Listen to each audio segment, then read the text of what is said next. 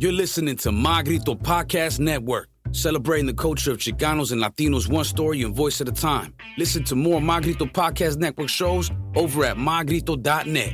Connect on social, on Instagram and Facebook at My Grito, the My Grito Podcast Network.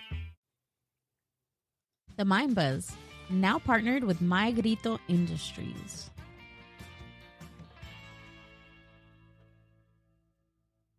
This podcast episode of The Mind Buzz is brought to you by House of Chingazos. House of Chingazos is a Latino-owned online store that speaks to Latino culture and Latino experience. I love House of Chingazos because I like t-shirts that fit great and are comfortable to wear. I wear them on the podcast and to the carne asadas. Click the affiliate link in the show description and use promo code TheMindBuzz. That's TheMindBuzz to receive 10% off your entire purchase. The cash saved will go directly to the Mind Buzz podcast to help us do what we do best, and that's bringing you more Mind Buzz content. Click the link in the show description for more. The Mind Buzz is powered by Mind Buzz Media. Mind Buzz Media is an on-site video and audio podcast production company. Have you ever thought about starting your own video and audio podcast? Or do you have an existing podcast that you want to take to the next level? Mind Buzz Media brings a professional podcast studio to you. Visit mindbuzz.org for more.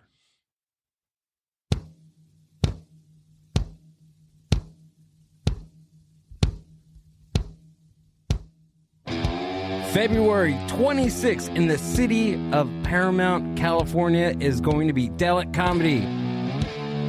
Open mic, comedy showcase, and live podcast in the city of Paramount. Go to mindbuzz.org for tickets available. Oh yeah, I can't wait for it. The Mind Buzz Podcast. And away we go.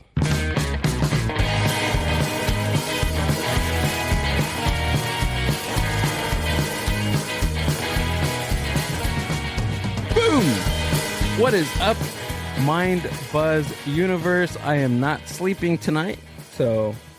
You said the 26th. It's the 23rd. Oh, I said 26th? Yeah. Oh, that was super bad. I had everything queued up, and I just missed it. I'm not sleeping tonight after that blunder and this drink. We should work out a deal with this drink, honestly. I know someone that manages their account. Really? Yeah. And you're just telling me this now? Well, I just discovered it. All right. Well, let's look into that because if anybody wanted to drink this drink, they'd just have to slit my wrist and filter my blood because I feel like this thing pumps my heart and keeps me going throughout the day. So... let's see. We got the 23rd on February. Yep. How about My Grito? What do we got going on? So we have our My Grito weekly. And let me put that up here for all of you to see. Maria Sanchez will be performing at Forever Mine in Bakersfield on February 10th. Some of you may remember her from our episode 149 on the Mind Buzz. Make sure you visit our YouTube channel, to check out that and or YouTube YouTube, and more. Your YouTube channel too. I don't have one. Bad Hombres will be at La Cita in LA on February 23rd. You may remember us interviewing their drummer Sebastian on episode 170. He's a jiu-jitsu personal trainer, so go check that show or he'll kick your ass. I just read that. You said that last night too. No, I didn't say it. Oh, you didn't? No, I didn't. Oh, okay. That's where I messed up and I said I did my own. Oh. Well, Sebastian. Gotcha. Harlot Sweetwater will be in Arizona at the Rhythm Room on February 29th. The Rundown Creeps recently released this new music video. You can find on YouTube or the link in their Instagram bio. Go ahead and go check that out. I want to see that. I've been waiting for it. The Paranoias will be releasing their new music video shortly, so stay tuned for that. For more details on these shows, go to the artist's Instagram page, and don't forget to visit mygrito.net to purchase your vinyl, right? Meow. Right, meow. So go to mygrito.net for all your vinyl needs, and if you do love all our artists on the My Grito label, also check out the My Grito Podcast Network, the Mind Buzz. We got Emo Brown, Chicano Shuffle, and Tragos Amargos, and West Coast Pop Lock Podcast, all a part of the West Coast Pop. You're giving them their own network. All part of the My Grito Podcast Network, our brothers and sisters down there. And without further ado, let's get into tonight's guest. I am super excited about today's guest. You have no idea. Probably one of the youngest guests we've had in the studio. Jacob the Bull Brown, thanks for coming out and doing the podcast, brother. Of course. Thank you for inviting me out, Gail. And Jacob is a brown belt in Brazilian Jiu-Jitsu. Is that correct? Yes. That is awesome, dude. How long have you been practicing Jiu-Jitsu for? I've been doing Jiu-Jitsu for 15 years. Whoa. Wow. That's a long time, dude. Yeah. That is a very long time. I mean, I started at the age of 6, so I mean, I never stopped since then. Really, How dude? many belts is there in jiu-jitsu? I started as a kid at 6, so I was white, so I had to go through all the really, like, half-colored belts, and, like, I had to go through yellow, and then orange, and then the orange-black, and then I had to go through green, then blue, and then there's purple, brown, and then black. So right now I'm a brown belt. So shoot, you're one. Yeah. Wow. I went through a hell of belts, so I have one more belt to go to, and then that'll be my final stage of completing all the belt ranks, and then man, I got a lot going on from there. So Yeah, and you're a busy cat, dude. Can we pull up his Instagram account and let's check out what he's been up to for the past however long he's been hanging out for? Pull it down. Let's see if we can get some of his stuff on the screen. It looks like the pitched out, right? Yeah, that's gonna be my newest little film coming out. Just worked on. It's gonna be like a little short action film. You guys are gonna see. Just stay tuned for that, because that's going to be really fun. Doing that little film was so much fun. I loved working with the people. Shout out to Joe and Jay, the people I worked with that put me in there. Thank you so much. That's awesome, dude. So on this, can we pull it up? Can you press on it? See what? Yeah. Yeah, that's my man right there. Oh, so some Joe, BTS stuff going on right there behind the scenes. Yes, sir. Okay. Shout out to Joe, man. He's a good guy. Oh, that's awesome. Oh, Noel.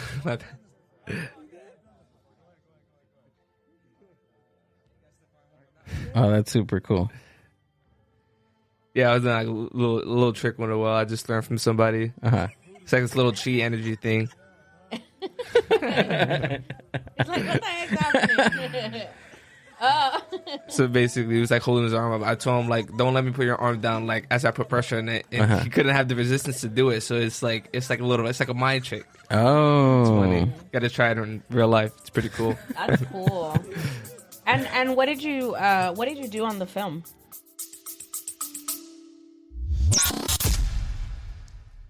The Mind Buzz is powered by Mind Buzz Media. Mind Buzz Media is an on-site video and audio podcast production company. Have you ever thought about starting your own video and audio podcast?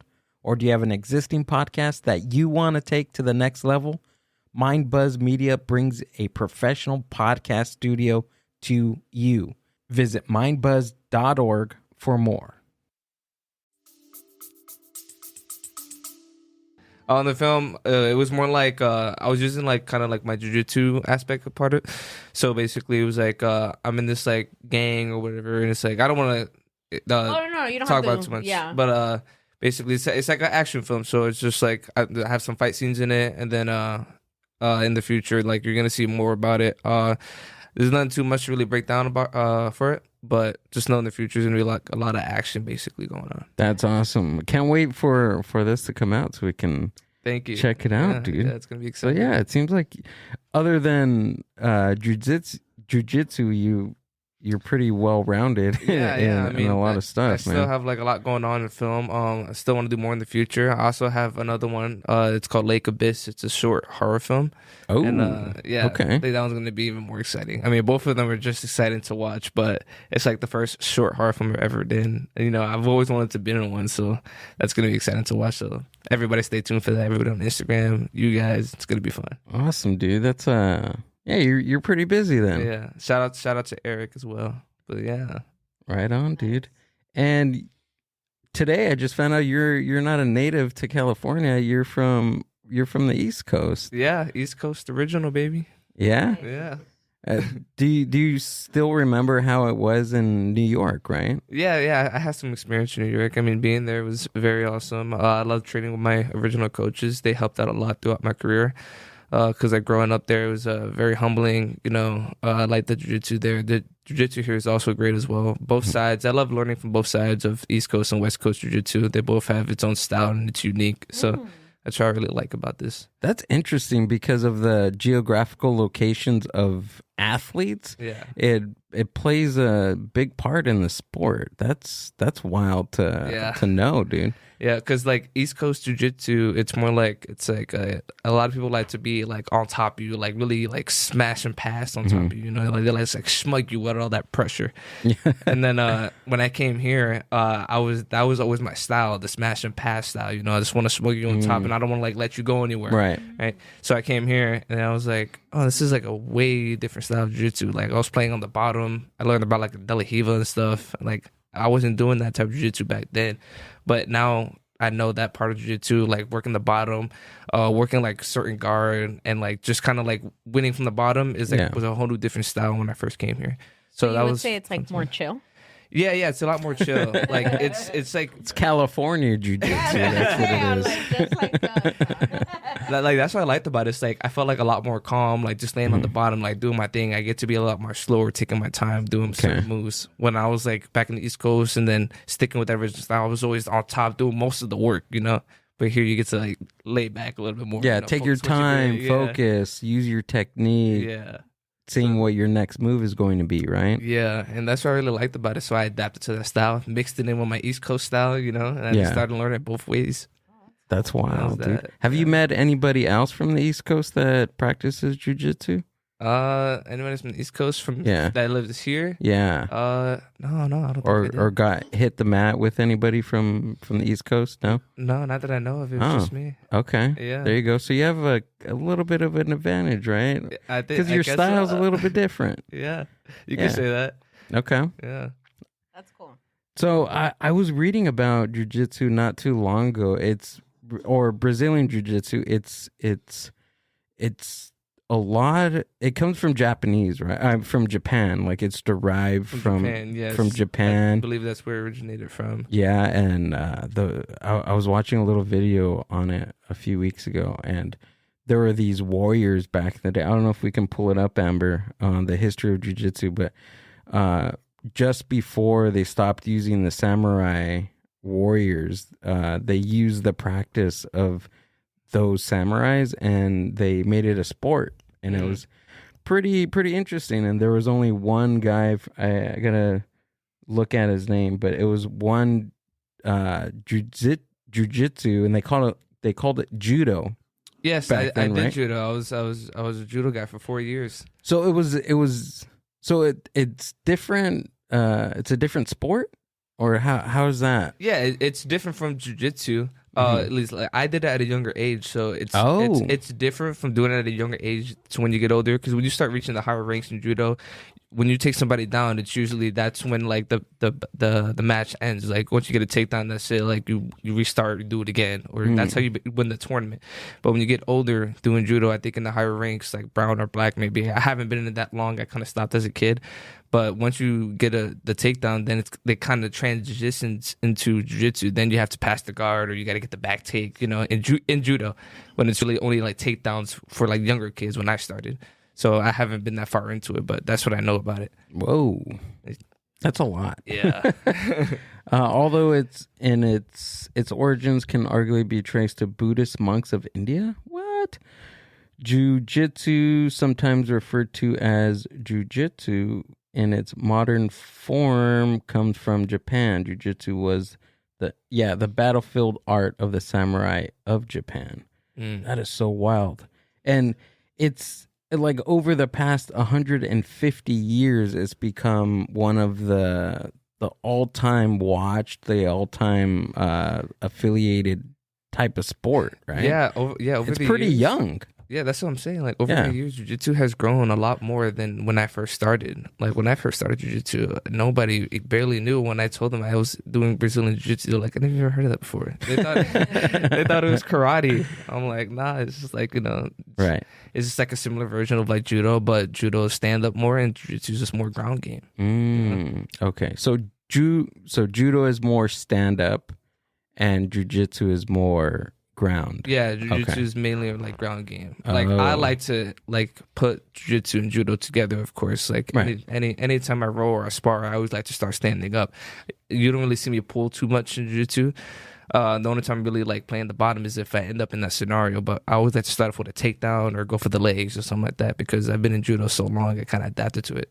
That is so crazy. I've never met anybody that has done a sport since 6 years old. Yeah. That is just something that you read in a magazine or see in an article. I don't read magazines, but if I did, I'd probably read something like that, Yeah. It's crazy. How do you because I've seen like a couple videos, right, that come up like on my TikTok or things like that where the kids are sparring, right? That's what you call it, like, or when they're like out on the mat. Yeah, I call it sparring, going live. And then one kid wins, obviously, and then the other one's like red and crying and like, and then I'm like, oh man, I feel bad. Like, how as a kid, how do you understand that? Like, how do you get into that mindset of like, hey, I'm not always going to win and this is a contact sport, like what? I mean, obviously it's been so many years, but from what little you can remember, I mean, what was kind of your mindset at 6 years old, doing that? That's a great question. I get that question a lot. I would say like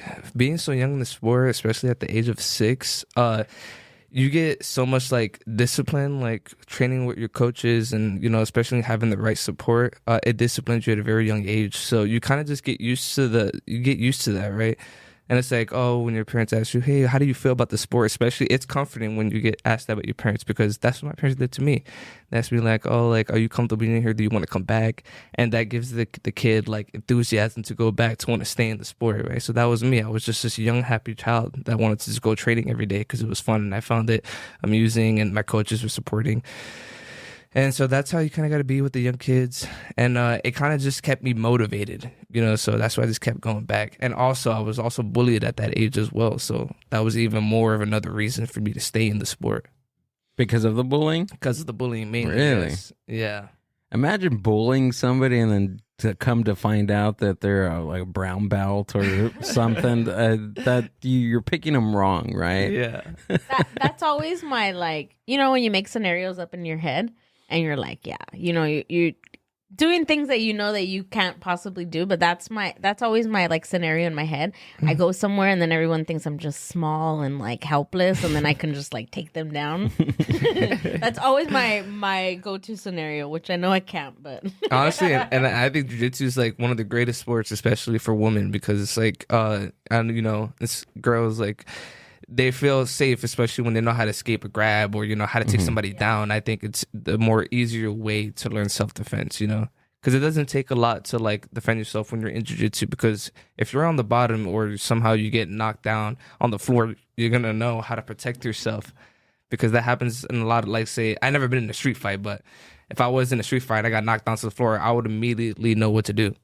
I would know how to take the person, put them in a chokehold, it's pretty simple.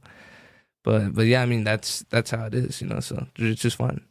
Dang, 15 years of it, man. That's just, I'm pretty sure you've been in a lot of, over those years, like there's so much experience that you have accumulated in your mind on the mat, right? Yeah.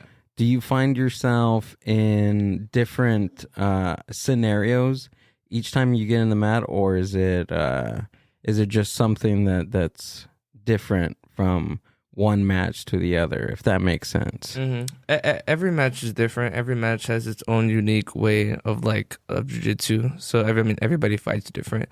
It's always a fun experience. Every battle that I do, especially like in tournaments or even on the mat, it's all fun. It gets harder throughout the years as you get older. Then it gets more competitive. But either way, I like every experience that that happens in jiu-jitsu. I learn a lot every time I train. Every time I lose, every time I win, it's all a great experience. So but other than that, everything else is pretty similar. Yeah. Yeah. How do you get ready for a pretty important match? Without telling any of your secrets, just give me a little bit of how you prepare yourself for a match. Well, first thing, I always work out daily. Always hitting like strength and conditioning, working on my body. Always staying on weight, eating healthy. I wake up like 6 a.m. and then I train every morning 2 classes a day. Then I go back to working out. Then I just stay on that constant routine. So I'm building myself every day, getting stronger, and that's kind of like the basic part of it. But like behind the scenes, it's about the mentality. Yeah. You gotta be there mentally. Right. You can't just say wake up in the morning and then say, I'm just gonna go train and just get it out the way. No. If you think like that, you're not gonna get nowhere. Right. You gotta wake up wanting to be there, having the enthusiasm to wanting to learn something more, something else that's gonna make you improve, to help you win tournaments, help you stay in the sport. It's like, you don't want the mentality of a quitter and then just go train in the morning just because of it. Right. So do you do anything mentally to get you in that state? Do you meditate? Do you read books? What do you do for your brain for a match? I just keep myself motivated, man. Yeah. I'm straight up. I just wake up and I be like, I'm here for a reason. I started at a young age. I'm not gonna quit now. Right. So I'm just like, what is there to complain about? I've went through my struggles, but that's not stopping me. Going through struggles is only going to keep me motivated to keep on going. So that's what keeps me motivated. My struggling. So who got you into the sport? That was actually my aunt. She was a Newark police officer. Oh, okay. Yeah, she's the one that got me started in jiu-jitsu. After I told my parents I was bullied at a young age. They went to her as a Newark police officer, and they was like, hey, Jacob was bullied. Is there any sport you think we should put him in because he wants to learn self-defense? She was like, yeah, totally. Bring him into class. It's called Brazilian Jiu-Jitsu. And they asked me, and I was like, yeah, let's do it. I'm just this kid. I just say yeah to everything, let's go. Right. And then that's it. That was the day when the first class I did, and I was like, oh wow, this is really fun. I had good training partners, I had awesome coaches, and that was the first day of jiu-jitsu I started. Did you ever think that you're going to be doing it for the next 15 years? Definitely not. No, not at all. But it's like, I'm glad I came all this way because I made such a great experience along the way, and I made a great life. I came to Cali after a while. After training in the East Coast, after the amount of years I put in already, then I realized that I wanted to keep on going and take it to a competitive aspect of it, and I wanted to get somewhere with it. But when I first started, it was like, I didn't know where I was going with this. I thought I was going to do it just to, learn self-defense, just learn how to keep myself from being bullied, Yeah. And that was the base part of it. But then once I came here and moved to Cali after a long time of just learning jiu-jitsu, then I came here and learned a whole different style of it. I was like, oh, this is way different, a lot more competitive. This style of jiu-jitsu is different. Because I came over here doing like illegal jiu-jitsu moves that the kids learn at a young age. Yeah. Yeah. I'm like over here doing like ankle locks and like headlocks. And like I'm only like 7 years old. No. yeah, that's exactly what they did. They was like, you're already like 7, you can't be doing this to other kids, like throwing them on their necks and stuff. Oh my gosh. Yeah. I was like this little wrestler dude, just being mad aggressive. Yeah. I was like 10 years old. But that was that. So then, after they taught me their style of jiu-jitsu and how, they train here in the West Coast, then that's when I kind of adapted to the style of jiu-jitsu, the more competitive side, and how to be safe in jiu-jitsu and not just being this like super brawler dude that probably could be dangerous to others. Mm-hmm. Yeah, because you have to. Yeah, it's a sport, right? So you have to be safe. Yeah. Too. That's so. It's weird to me because just looking at a match, like watching a match, right? Yeah. It doesn't seem that safe. No. Especially when you get older, you know, they start doing some crazy moves on you. You know, when you get into ankle locks, I was saying, damn, ankle locks and like foot locks are the hardest things to like, you know, not get locked in, because once you reach like brown and black belt, like I am at brown belt, you start worrying about your ankles, because once they snag your ankles, you barely have any time to tap out. You have to tap out instantly. Like if you don't tap out, your thing's gonna snap. It's gonna break. Yeah, it's gonna break. So really? you got to be careful. Oh my god. Yeah. So I would say it's a little more easier to maintain around purple and like blue belt, and especially, you know, any belt under that. But brown and black, then you got to start working your game. Really? Yeah. So how do you know how they determine when somebody is ready to go on to the next belt? It all depends on how you're doing in your training, on like how you involving your game, basically. So it's like when you come to training, are you focusing on the moves you're drilling on? Are you like working on the stuff that you're not really like at the best at? Like it's all about like what I need to work on, that I need to improve, that I'm not ready for. So it's all your progress, right? That Yeah, they're it's looking about at. the progress you're making. Yeah. And then that shows in tournaments. So whatever progress you're making at the gym, whatever you're improving on, whatever you're drilling on, is all going to show at the tournaments. Ah. And then, you know, throughout the years, they're going to be able to tell, like, if you made progress for your next belt. What do you have up here, Amber? I have a video. Oh, okay. Oh, yes. That's Whoa. Jeez. Look at that. Oh, yeah. Oh, that was a great match. You're like so calm, and the other guy's like fighting Yeah. for his life.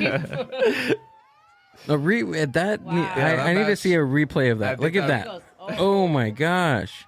Yeah, it was pretty clean. I'm not going to lie. That was so calculated too. Yeah. Whoa. Yeah, that was whoa. Yeah, that match, I believe, was on like 30 seconds or something like that. Yeah, 27 seconds. Jesus. So the whole reel was a match. Yeah, that was the entire match right there. There was no after that. It was end of after that You're video. doing TikTok videos Yeah. when it comes to these matches, bro. Yeah, just oh my as long as a gosh. TikTok video. They're like, how long is your match? I know. Like a TikTok video. It's a TikTok video. Yeah.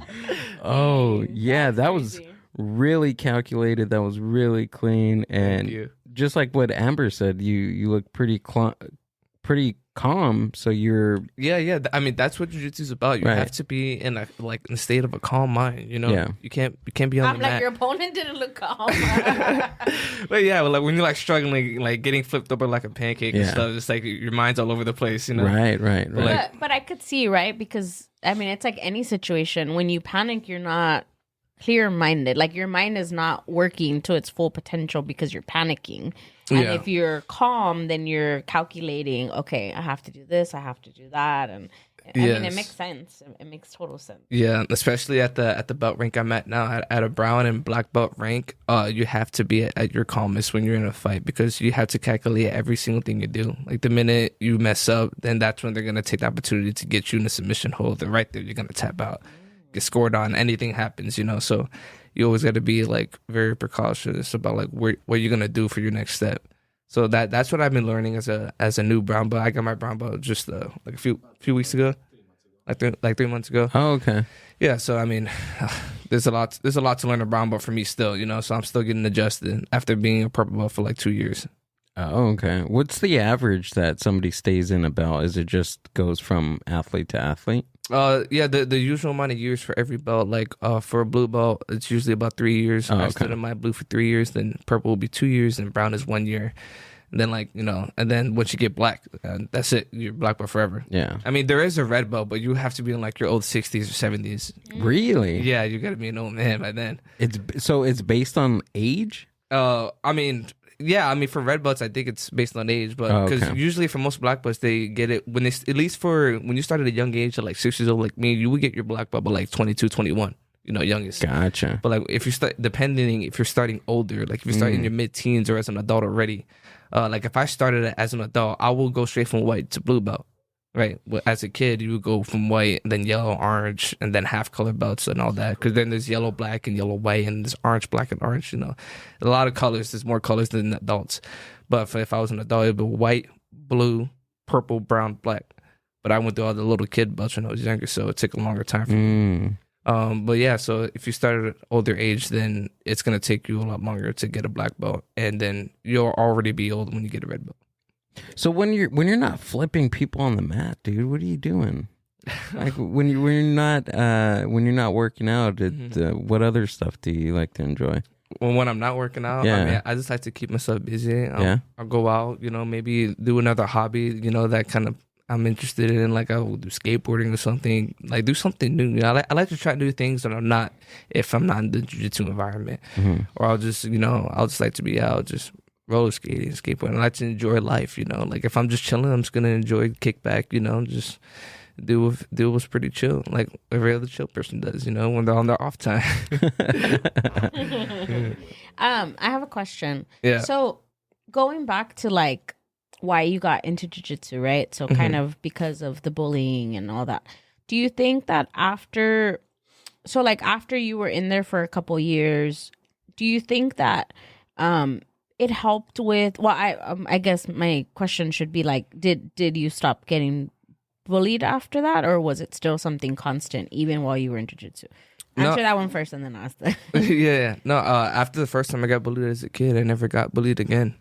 Do you think that it was one, like for you, right, your mindset, do you think it was one, like, because you knew how to defend yourself, that you carried yourself differently, or maybe your mindset was just you were a little more confident in yourself and knowing that you could, defend yourself, or it just kind of went away on its own? No, yeah. I mean, I was disciplined at a young age, so I was very humble. The minute I knew I was able to defend myself and I knew what I can do to somebody, I was like, I'm going to only use it, for self-protection. And I know, like, the harm I can do to other people in case I was in a problem where somebody, wanted to fight me.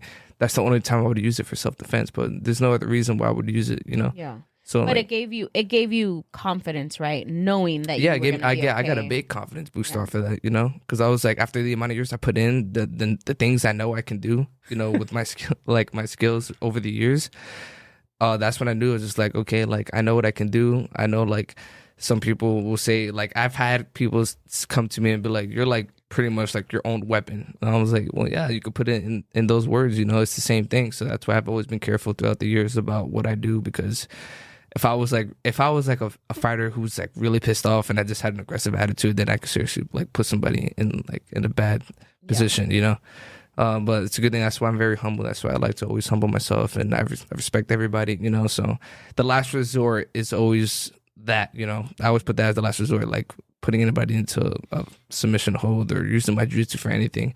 So yeah, I mean, I'll use it for self-protection, and that's it. Some of the nicest people that I know are practicing jiu-jitsu people. You know that? Yeah. It's true. Because it's the passion. You guys are in it for self-defense or defending other people. The sport is just it changes you. I don't want to say changes you mentally, but kind of in some capacity it does, right? Yeah, no, in some capacity you're right about that.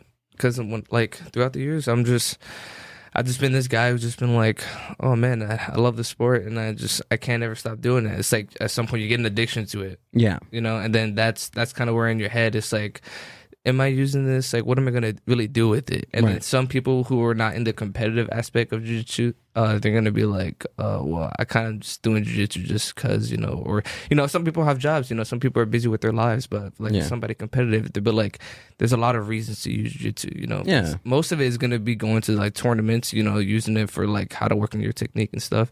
Some people use it for only self-defense because, in case somebody attacks them, they know what to do on the floor. They know how to defend themselves. Right. Oh, and that's that. Who are some of your inspirations when it comes to the sport? Do you say if you're a football player and you look up to Vince Lombardi or somebody like that, right? Is there anybody in jiu-jitsu that you look up to? I don't really have a really an inspiration to anyone, like respectfully. Yeah. I just I look at myself because I like to be my own inspiration. There we go. I like to look back at all the things I did, and I like to, all the things that I worked hard for. It gives me an even bigger booster. And I don't have a bad ego or nothing. It's just like I want to see myself grow. The No, best of course. I can, But there's a lot of people like I respect in jiu-jitsu. Like I know that the big things, the one big tournaments. And like Gordon, is a great jiu-jitsu fighter. And then his bros are great jiu-jitsu fighters. There's a lot of jiu-jitsu people that are amazing out there that accomplished, in their life. And so, I just want to be one of those people that when I get my black belt, I want to be able to open up my own academy, win tournaments. So what is jiu-jitsu's, again, back to like American sports. Mm-hmm. Baseball has the forget that. I don't know baseball. Football has the NFL. What does jiu-jitsu have? Do they have like a top prize, like in entertainment wrestling? There's the WWE.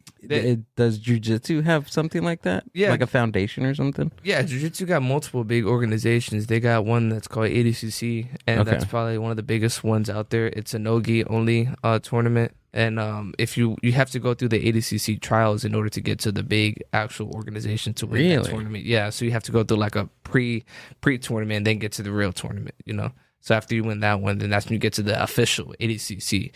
And that's one of like the really huge organizations of jiu-jitsu. Like when you get in there, there's like a giant crowd. It's like when you go to the UFC, right? Like there's millions of people. That's kind of how the ADCC is in jiu-jitsu. And then there's Pan Ams. This is another world tournament. Another world tournament. So there is quite a few organizations. IBJJF, it's one of them. Do you like UFC? Yeah, of course. Yeah? I mean, I haven't been watching any of the recent fights, but I watched it throughout the years. I'm a big fan of a lot of fighters, McGregor always been my favorite fighter. He's hilarious, dude. And the Diaz brothers, a lot of them. So yeah, for sure. Do you see a lot of jiu-jitsu in UFC? Oh, of course, all the time. They always do it in MMA, yeah. You see them put them in grappling holds all the time, smash and pounding. Is it mostly, like in the UFC, is it mostly jiu-jitsu, or is there other styles of fighting in there? In MMA, you see like pretty much everything. You see anybody that's... I'm sorry, so it's MMA. A friend of mine kept on drilling me about it. It's not UFC, it's MMA, dude. Oh, yeah, so, okay. Well, yes, the sport is mixed martial arts. Yeah, mixed martial arts, but in the UFC they use MMA. Gotcha. They use everything. Gotcha. Okay. Yeah. All right, I gotta remind myself. Yeah, no, I know. It gets confusing. So with this sport, you gotta talk to me like I'm a 2-year-old because okay, yeah. Can we get that? Okay, we got that. But that is wild, dude. Yeah. So you've been around doing tournaments for a very long time, dude. Oh, yeah, really long time. Yeah. And I don't plan to stop anytime soon. Yeah, how can you, right? Like you're doing all these film projects. Yeah. How often do you do tournaments? Like when does that cycle start? Is there like seasons with the sport? How does that work? Yeah, there's seasons. I mean, like, no tournament really happens, anytime it's like, around Christmas or around any holidays, there's no tournaments going on or nothing. People take their breaks for like Christmas all the time. Or for certain months of the year, there will be a really busy month for jiu-jitsu. So, and that's only usually around like IBJJF tournaments. So that would be like around March or whatever, or like January. There's like a tournament called Europeans, right? That people travel the world for. Whoa. Yeah. And it's a long travel. You got to be on the plane for like 17 hours. So so you've been to Europe? To fight? Really? Yeah, I've been there once. How was Europe, dude? How did you like it? Europe was fun. It was a fun place to be at. I liked exploring around the place and everything. I gotta go back there. Yeah, that's what I gotta say. Was Europe the farthest place you've been to practice jiu-jitsu? Sorry, say that again. Was Europe that's the farthest place you've been to for a tournament? Oh yes, that was the farthest distance I've traveled for jiu-jitsu. Ah, yeah, Europe, dude. Yeah, wow, it's a fun experience. Yeah, give it a try yourself. You're gonna love it there. What was your what was the best thing about Europe that you liked besides the tournament? Man, I love exploring all the areas. I mean, it's just a beautiful place, like the areas are nice. I love the way the construct, like, everything, the way it looks, it just aesthetically looks pretty beautiful. Really? Yeah, way different from being here. The streets are a lot like different. You know, the people are nice. They're cool. I love the food there. I can't even lie. The food there is amazing. Really? Yeah, they got nice proportions over there. And it's the quality of the food. It's just amazing. Oh, I bet. Yeah. Compared to United States, I'm pretty sure that they got their portions are for human beings. Yeah. You know. Yeah, it's like just the perfect amount of proportion. I'll be full right to where I need to be. Gotcha. Love it there. Any thoughts of going to Japan? Oh man, I always wanted to go to Japan. Yeah, for a lot of reasons. I mean, there is a big tournament over there in Japan. It's called Spider. Yeah. Okay. And like mainly just black belts are invited out there, and like you know they only send invites to those people. So you have to be invited. You have to be invited to go out there. to Spider in Japan. Yeah, it's a really big tournament. I believe they pay the black belts like how much do they pay you a lot of money. Yeah, about like 50-60K to win that tournament. Yeah. Oh, to win when you win. Yeah, once you win, that's what you get paid like. Whoa, dude. Yeah. So it's a big tournament. So I mean, you know, black belt. If I'm winning everything, I'm doing my thing. You know, it's always a possibility to get invited out there. Yeah. Nice. Yeah. Japan is awesome. It's a nice country. Super clean. Everybody, even though you don't speak their language, they're still they're happy to help you. Yeah. Because I only know English. I don't know Spanish. I don't know. I'm with you there, bro. Oh, there we I'm go. still working on my Spanish. So we're out there, and they're still the nicest people because they know that you're going out there for their country, right? Yeah. And you're putting some extra dollars into their economy. They're super nice, Yeah. with you. And then their technology out there is just super. We got some high tech out there. It's high tech, yeah, and it's just random stuff. Like there's vending machines everywhere For everything. for everything. Yeah. You can get underwear out of a vending machine. You go to a ramen spot and it's pretty much so you go to a ramen spot, right? Like every other ramen spot you go to, there's a vending machine type of machine in the front. So there's buttons with what you want to order. You press the buttons, and then you use your credit card or you pay cash on there, right? Yeah. And you go sit down. You get a ticket, you go sit down, and then like no more than 5 minutes later, there's somebody that comes out and brings your food and puts it on your table. Dude, that's awesome. Yeah. Make me want to go there and just see all of that. It's basically like a kiosk, but just different in some weird way because the technology looks old, but I guess how do I even say this, right? So the technology seems pretty old, but the idea is new. You know what I mean? Yeah, I see what you're going for. It's like seeing a Model T, but with a Bluetooth inside of it. That's how weird it sounds. Yeah. Japan has a lot of things that are unique about it. So Right. Definitely I think it's one of the most desired places I wanted to travel to. Yeah. Yeah. Yeah. I feel like that's on a lot of people's bucket list. Yeah. Japan's it's a big one. You should check it out, dude. Yeah. If you like Europe, it's probably totally different though. Most definitely. I mean, you know, I love anime too, so you know. Oh, there you go. See. Oh, you'd love it then, dude. Yeah, of course. You'd love it. There's anime everywhere. There's girls that dress like anime characters that are just walking on the street. Yeah, that's so cool, dude. I got to see it. But I also think that everything in Japan is done with passion. Like they get so invested in what they're doing, and they don't just do it like half-assed. You know, everything is like we're gonna go all the way or nothing. And I think that that's why they've excelled in so many things and brought so many things to the U.S. and other countries and contributed because they're amazing. Yeah, honestly. that is true. Crazy. Yeah, their technology is out of this world. Pretty beyond. Yeah. Yeah. And it's just a beautiful, just the essence of the country is just so, without saying the vibe in Japan was just amazing and awe, but the essence of It's like the peacefulness and beautiness of Japan itself is just beautiful to look at. Right. Yeah. And then Amber was looking at, I think, was it, you looked it up when we got back to the U.S. about how Japan is one of the oldest and most haunted country in the world. Oh, really? Yeah. I didn't even know that. Yeah. So I guess it derives from World War II, right? After the bombing in Hiroshima. Yeah. So yeah, there's a lot of that from World War creepy, II. but it's cool. It's beautiful. Yeah. Well, what I would want to, if I go to Japan ever, I definitely want to try out judo over there. Yeah. I think that would be a really fun experience for me.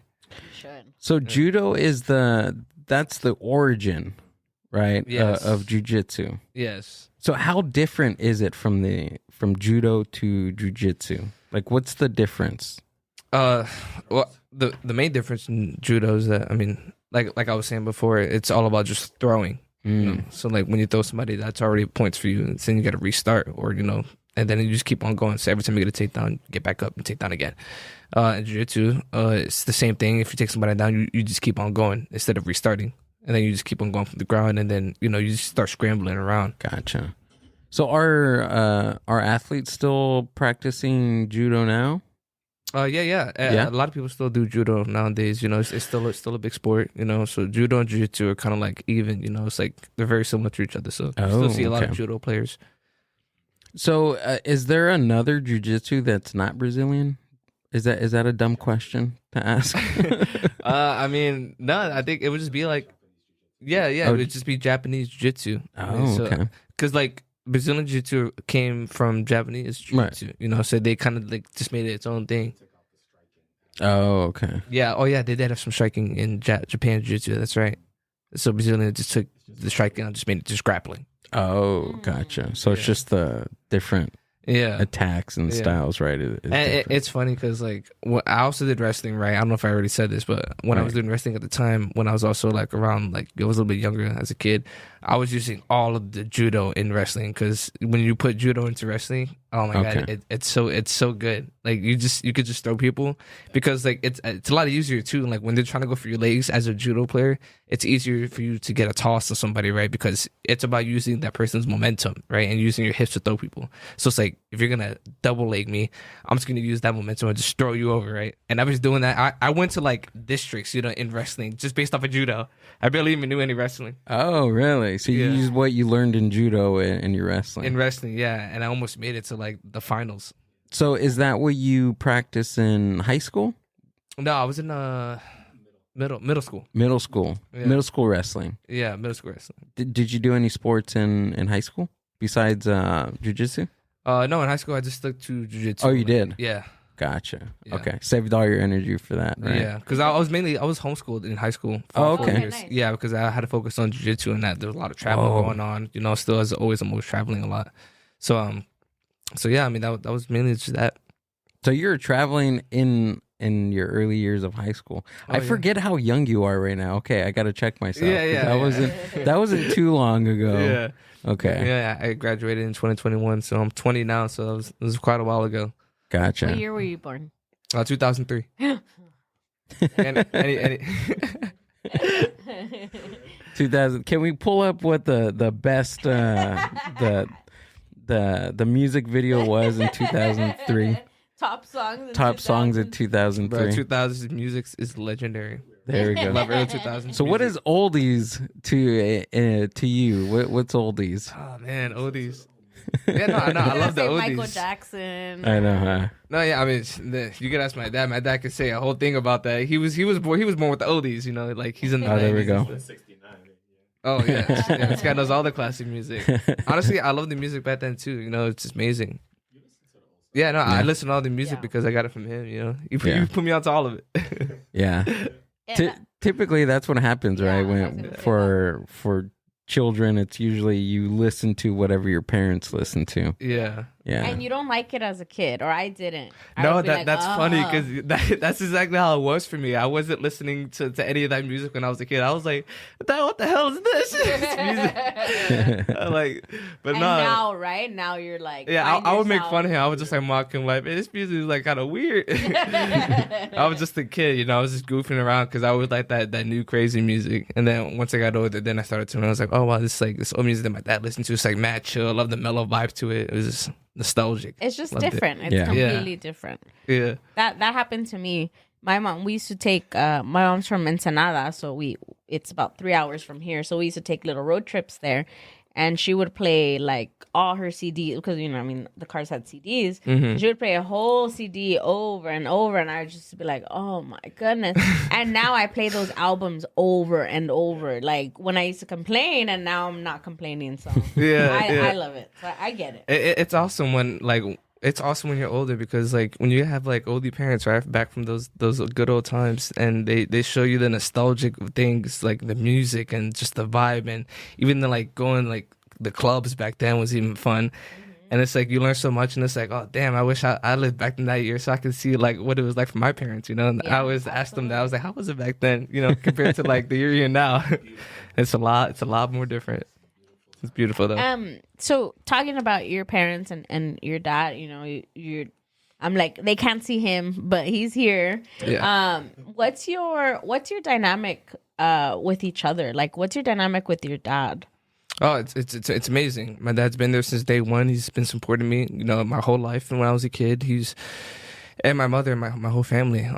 We all have an amazing relationship. I couldn't ask for anything better. You know, they did their best their whole life, and I love them for that. You know, so they've been there, and they're never gonna stop for me. And I'm always gonna be with them. I'm always gonna love them, and we work as a team. But me and my dad, we had a really like strong bondship, especially in jiu-jitsu. He's traveled with me everywhere. He's been there like behind the cage when I'm on the match, just like being my own, like my coach, you know, as my dad, you know. It's amazing because, you know, when you have a dad that's just there like screaming for your name, and you know he wants the best for you, you know. And so having that emotional support it's amazing to have that. Nice. Yeah. That's nice. Yeah, for doing something so long, right, that you are so committed to it, you need that type of support. Yeah. Right. Yeah. Like anybody doing for anything, anybody doing for something, as long as you need a support system. Yeah. And I think like the best thing about it is that he made a commitment, you know. Mm-hmm. Like there's not a lot of people out there, maybe a lot of dads or a lot of kids that don't have a dad that commits, you know, what they believe in, what they want to do for, you know, a very long time. Yeah. So, I mean, I've been very grateful that, you know, ever since I did the sport, he's committed to, you know, being there for me and supporting me and traveling around the world with me and doing tournaments. Yeah, because it's not just going out there and being your dad. It's being more than your dad. He's taking time out of his life and, you know, changing his life because he sees the potential in you and what you can do. So I think that's extremely selfless of your parent to do, and it's amazing. It's nice to see that. Yeah, I think about that all the time. You know, it's like it's always in the back of my mind. Like, oh my dad, he really put his like entire life. You know, ever since I was started jiu-jitsu, he's never stopped supporting me ever since. You know, it's like it's rare to have that sometimes. You know, a lot of people don't have that, so you can imagine how grateful I'd be for that. Does your dad do jiu-jitsu? Yeah, he did it when I was a little younger with me. So that was also like really fun to have. You know, I was like just being able to spar your dad and just throw for fun, and then him being there to support you right after in the tournament. It's an amazing feeling. It goes so far that it's like once I really make it there, you know, I get my black belt, open my own academy, start teaching other people jiu-jitsu. Then it's like.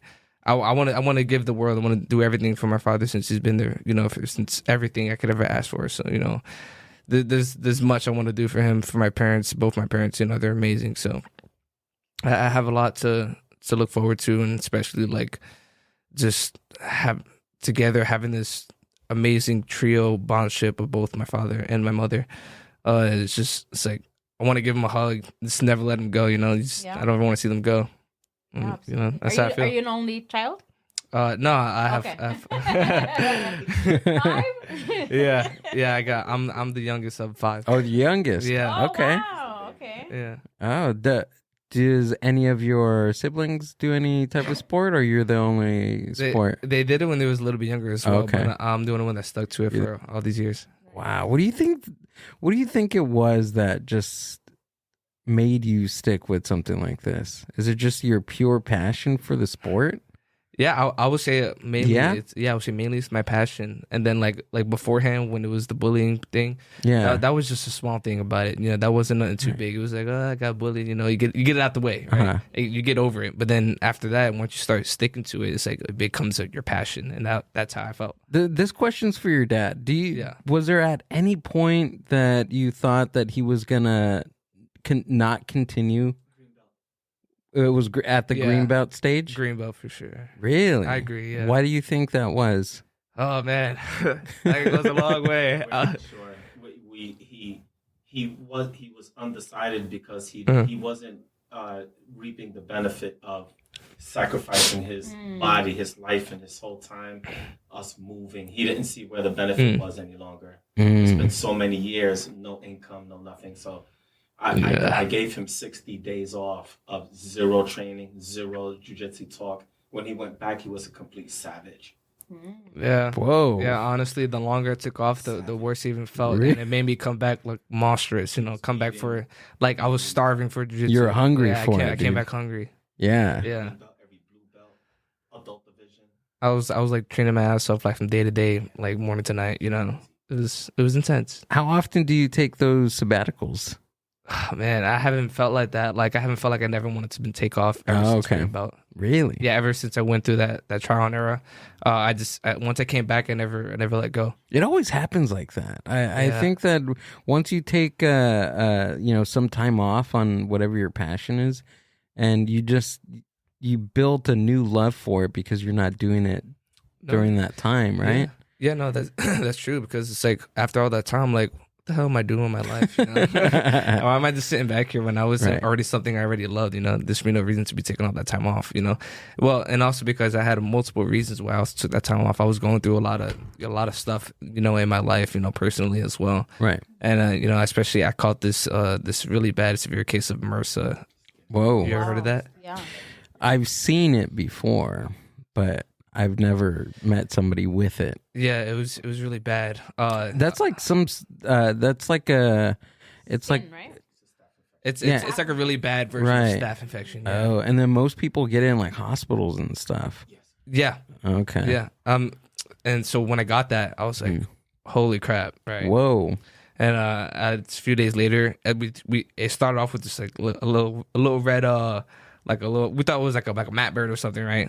Just like a little redness there. I thought it was fine. Got over it, right? A few days later, it just started getting worse. It started progressing bad. It was getting like pus and all that nasty Ow. stuff, like bald spots. It was Whoa. horrible. And the pain, oh my God, it felt like a knife stabbing in the back of your head. Really? Like knife Oh, spikes. man. Yeah.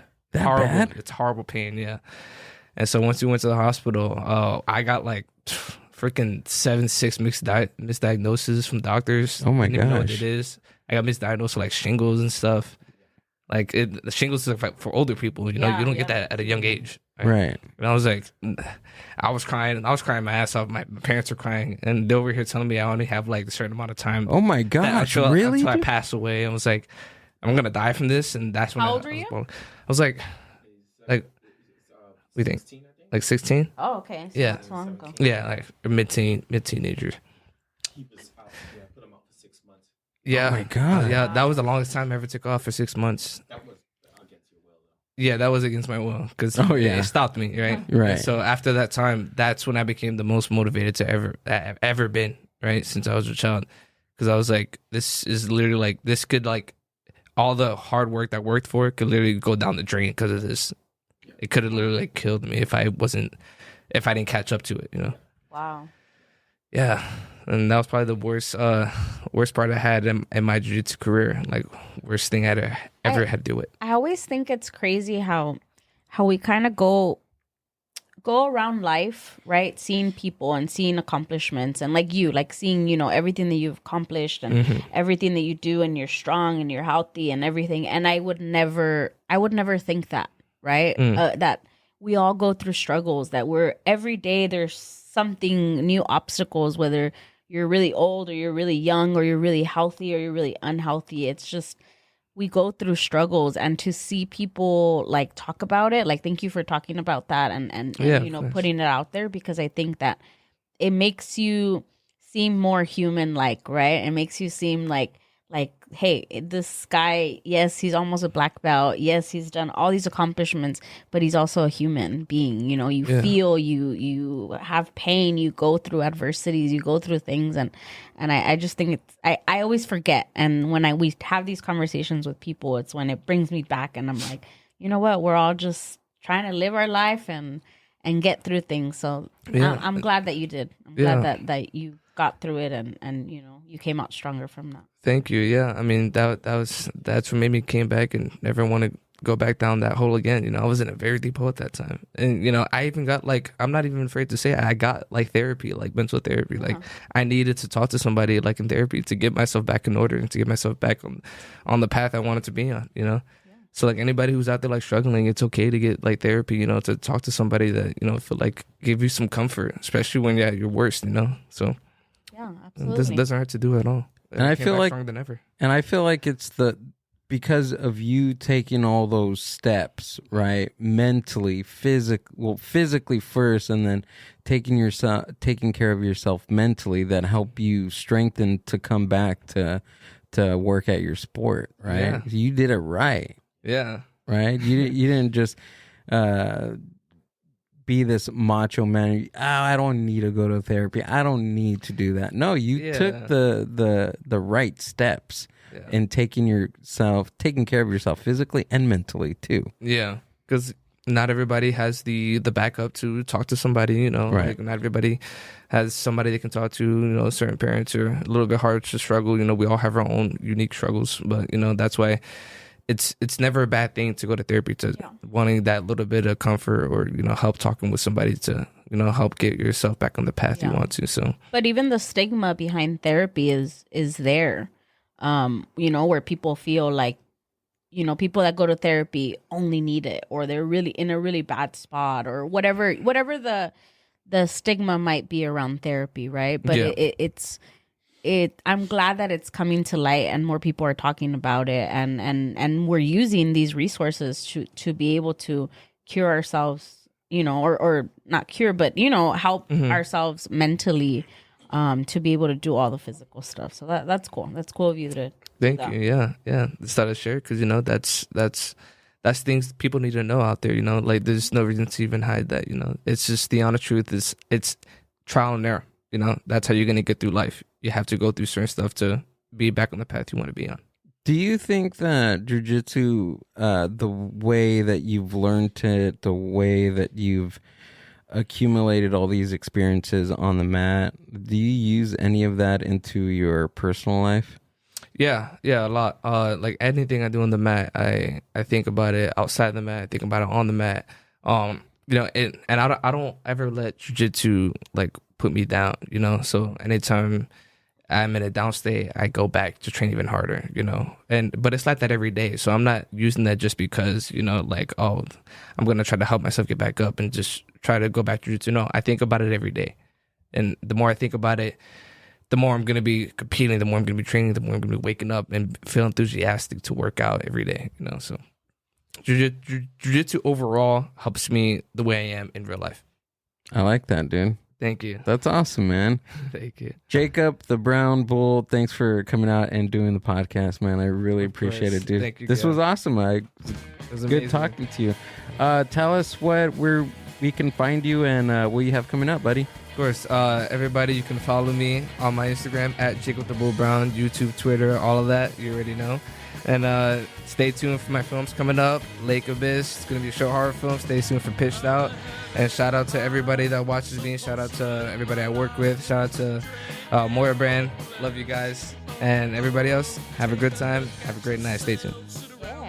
Cool, and everything to Jacob the Bull Brown will be down in the show description. If you're listening to this on Spotify, the links will be down in the show description. If you're watching on YouTube, all the links to Jacob's stuff will be down in the show description. So thanks for watching, and check him out and see what else he's going to accomplish in the next year, 5 years, 10 years, dude. I'm excited to see this. Thank you. That's awesome, man. Thank you. Do you have any tournaments coming up? Yes, I have one coming up. It is February 3rd. Stay tuned for that tournament. All right. Awesome. All right. Is anyone able to just like see them, or are they private events, or they're just? I'll keep you posted on my Instagram. You'll see amazing highlight. All right. Awesome. All right. Thank you. Cool. Yeah. All right, Amber, do we have anything? We have a couple things going on February 10th. We're hosting a Valentine's pop-up in the city of Paramount at Horchateria Rio Luna. Cool. And then you have your thing on the 23rd. Yep. And then 23rd, not the 26th. and then on the 24th, we're having a small business seminar. So if you're a small business looking to where to start or elevate your business now, come join our seminar. Cool. And shout out to Andy C. Comedy for hooking it up with today's t-shirt. I appreciate it, buddy. Thanks, man. February 23rd. Check it out. Live podcast, open mic, Dela Comedy. See you guys. The Mind Buzz. Boom. It was awesome, dude. Heck yeah. Thanks for listening to the Mind Buzz podcast. Subscribe to the Mind Buzz YouTube channel and watch full podcast episodes. Keep up with the hosts, guests, and upcoming events by following the Mind Buzz on Instagram at the Mind Buzz. See you on the next one.